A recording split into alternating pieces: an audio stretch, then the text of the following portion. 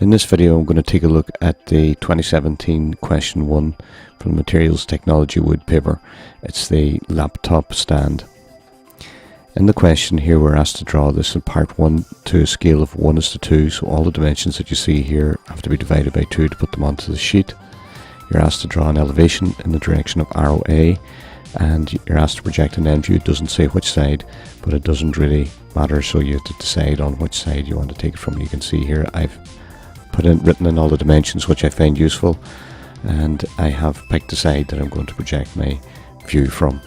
I'm not worrying about part 3 of the question until the very end. So starting off here with just drawing out the overall lengths of the sides as I see them. So the elevation on the left hand side here, A is 200, and on the right it's 150.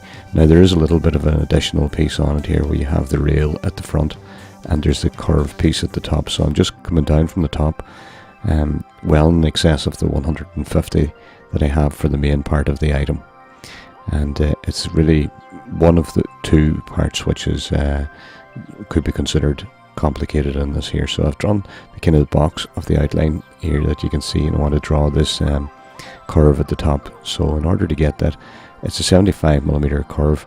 I measured in from the side 35, and I scribed an arc from each of the two sides, which is actually along a center line of the middle piece. Then once I've achieved that center, I can draw it in again.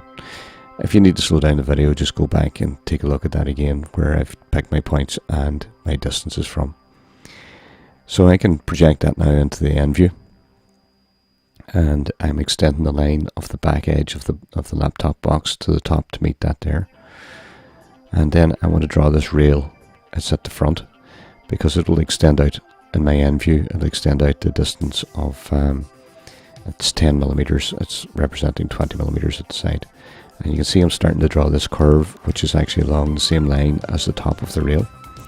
And it's at an angle of 30 degrees, so I come up with 60 degrees to get the point of contact, and I extend it up to meet the top line because I don't have a measurement at the back edge. So just from the point of contact. Then I can extend my lines for the front rail over into the elevation. There's going to be a curve there which is at a radius of 12.5, and that's what I'm drawing in here now at the front.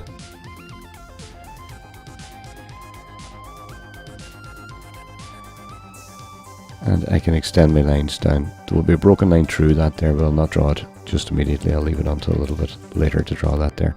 Only draw in heavy what you're confident is absolutely right at the start.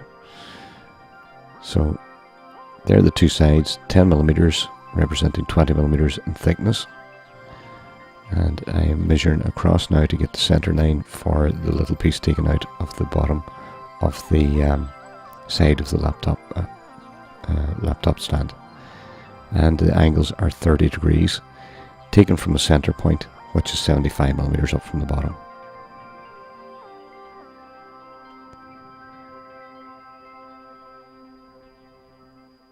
So there we have the general shape of the laptop stand. There is a little bit here now which we see there's the dowel rails, which are 9mm in diameter, and we have to draw these in, and we can see there's 7 of those, and it's starting from the center point and it makes its way up at an angle of 30 degrees. Now I suppose you could measure this here and all the rest, but what I'm going to do is I'm going to take each of these here and I'm going to actually put it at an angle here, draw a line at an angle, any angle, and I'm going to take out my 7 equal spaces, join up the last 2, and then just go parallel.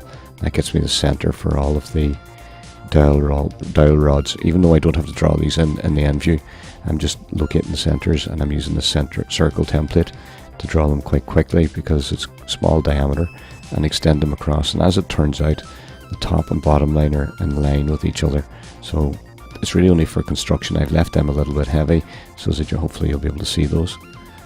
And you can see that the back edge of the box doesn't actually go the whole way to the bottom. That's what I'm drawing there, and I'm putting in a little bit of detail here showing where the curves are as well.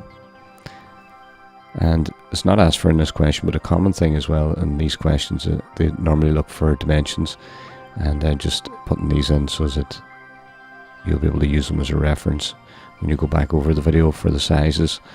It's not asked in this particular question. In the last part of the question, that we have. You can see I'm just putting in a few little bits of hidden detail. The last part of the question is how we joint these two pieces, the back and the side. And I'm just drawing kind of rectangular shapes here. I'm going to draw a finger joint in this. It's quite small in detail. Don't be spending a whole pile of time on this here. There's not huge marks for it. There's loads of other right answers, but this is the one I've chosen to draw here.